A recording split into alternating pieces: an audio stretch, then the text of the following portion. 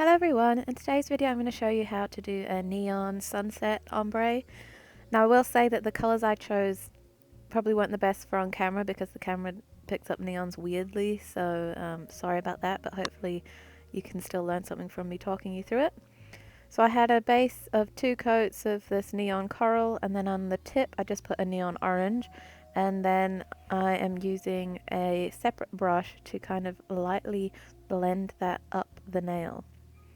I think the key here is to do nice and thin coats and build up your ombre rather than trying to go in with a thick coat and do it quickly. It is something that's going to take a little bit of time, but the more time and layers you put into it, the better the blend is going to be in the end. So I lightly blend the edge and then kind of thin out that edge even more. I'm not making any sense, am I? So here I'm going, I cured that first neon orange layer, and now I'm going in with a second neon orange layer, maybe blending it slightly lower down the nail, not all the way to the top, but I use less pressure towards the color that I'm blending, so in this case the orange, and then when I get further up the nail I use more pressure, and that way the more pressure you use, the thinner the gel polish will be in that area. So here I'm going in with the base color again, which was a neon corally pink color, just popping that near the cuticle and then repeating the process of lightly blending that edge and then firmly blending the tip. I really don't know if this makes sense, but I use a light pressure to blend the color where I want the color to stay, and then I use a firm pressure to really thin out any color that goes down to the orange in this case. And like I said, the neon really picks up funny on the camera, so I promise this blend looks 100 times better in real life. So now I'm going back in with the orange and repeating the steps again. Now it's up to you whether you do an equal blend, you know, equal parts orange, equal parts the neon coral, but you could do, you know, 2/3 orange and 1/3 the coral, whichever way you want to do it. But basically just repeating the steps of putting on the orange, and then blending it, putting on the pink or the coral, and then blending it. If you over blend the color, just go back in and put some more color back on there, because I did that a couple of times just to bring the vibrancy back. And you basically repeat this process until you're happy with the opacity of your colors and the blend.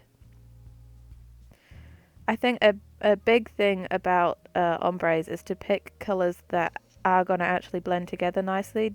You know, as nice as it looks to have 2 contrasting colors blended together, they don't blend nicely.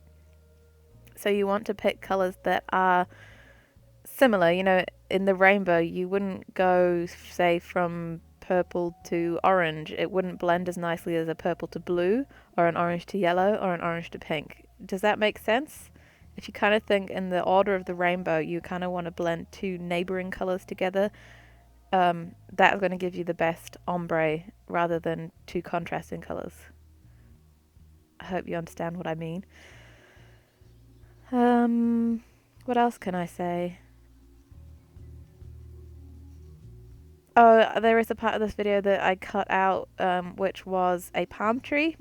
I was going to try and show you how I do my palm trees, but I don't know whether it was the fact that it was really late at night or the camera angle. I don't know. I just completely failed. But if you want me to try again to show you how I do palm trees, let me know. I'm not even entirely sure how many layers of color that I did, but you have to remember that these are really, really thin layers of color, so you're not actually making the nail too bulky in the end. And they are only half layers of color as well.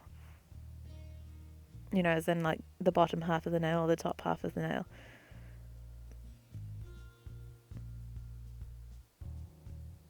So I think at this stage I was pretty happy with the blend, and then I went in and ruined it with a palm tree, so I did actually do another nail so that you could see the full thing. So this is the palm tree I was trying to show you, and that's the palm tree that I got. Obviously not as good, so I didn't leave it in the video.